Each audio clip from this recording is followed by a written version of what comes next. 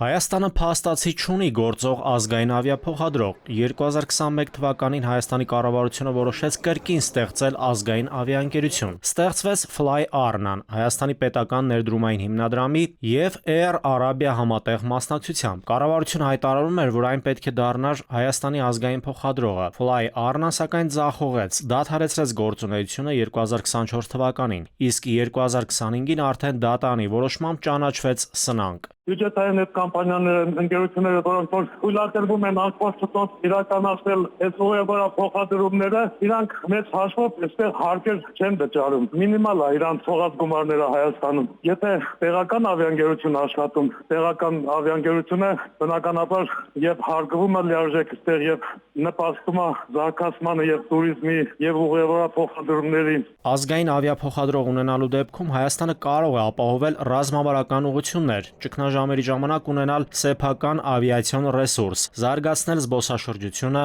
բարձրացնել երկրի հեղինակությունը։ Հարուստ երկրները կարող են իրանց թույլ տան ահել լիարժեք ավիաընկերությունը կամ մեծ մասամբ տոկոսային հարաբերությամբ սեփականատեր լինելով, ասենք սուբսիդավորել։ 2020 թվականից սակայն հայկական ավիաընկերությունները ներառվեցին ԵՄ հանձնաժողովի ավիացիոն անվտանգության սև ցուցակում, ինչը թույլ չի տալիս հայկական փոխադրողներին թռչել ԵՄ օդային տարածք, մինչև վերահսկողության համակարգի խնդիրները չլուծվեն։ Մինչև օրս այդ սահմանափակումը դեռ պահպանվում է, ինչը զգալիորեն սահմանափակում է ցանկացած հայկական ազգային փոխադրողի եկամտաբեր երթուղիները։ Ավիացիոն ոլորտի շատ մասնագետներ նշում են, որ Հայաստանի առաջնահերթությունը պետք է լինի ոչ այնքան նոր ազգային փոխադրողի ստեղծումը, որքան ԵՄ սև ցուցակից Հայաստանի քաղավիացիայի դուրս գալը։ Բավարար քայլեր չի արված, որպեսզի բոլոր այդ պահանջները, միջազգային ավիացիոն կազմակերպությունների պահանջները, որ իրականացվեն ու սև ցուցակից դուրս կանգնենք։ Դրա համար բավարար ժամանակ եղել է իհարկե ավելին, շատ։ Բավարար քայլեր ասելով պետք է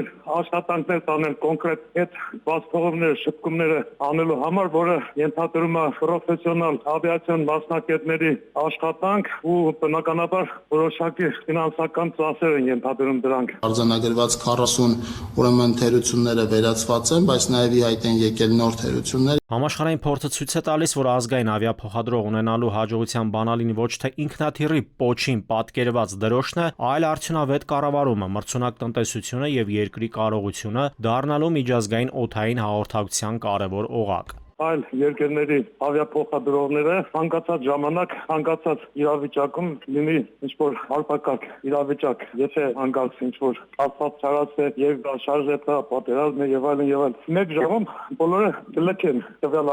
նշված ավիաընկերությունները ու Հայաստան այլևս թռիչքներ չեն իրականացնում։ Տեղական ավիաընկերությունները միակն են, որ իրենց պետության այդ իրավիճակներում պարտավոր են եւ իրականացնում են իրենց վրա տրված այդ բոլոր պարտավորությունները մասնակցելու ռիսկերը։ Սինգապուրը Հայաստանից փոքր երկիր է իր տարածքով, սակայն ունի աշխարհի ամենահաջող ազգային ավիափոխադրողներից մեկը։ Հաջողության պատճառներից են երկրի Ասիայի խոշոր տրանզիտային հանգույց դառնալը։ Ընկերությունը կառավարվում է կորպորատիվ սկզբունքներով, չի ծառայում միայն ներքին շուկային, այլ ամբողջ աշխարհին։ Քաթարը եւս փոքր բնակչություն ունեցող ազգային ավիափոխադրողի միջոցով ստեղծել է համաշխարհային օդային հանգույց։ Հետաքրքիր է, որ աշխարհի ամենամեծ ավիացիոն շուկան ԱՄՆ-ն ընդհանրապես ազգային ավիափոխադրող չունի։ Փոխարենը գործում են մի քանի հզոր մասնավոր ավիաընկերություններ, որոնք մրցում են միմյանց հետ։ Օրինակ American Airlines-ը, Delta Airlines-ը, United Airlines-ը։ ԱՄՆ-ում համարվում է, որ ազատ մրցակցությունն ավելի արդյունավետ է, քան պետական ավիաընկերությունը։ Նաիր Մուրադյան, ժամը լրատվական։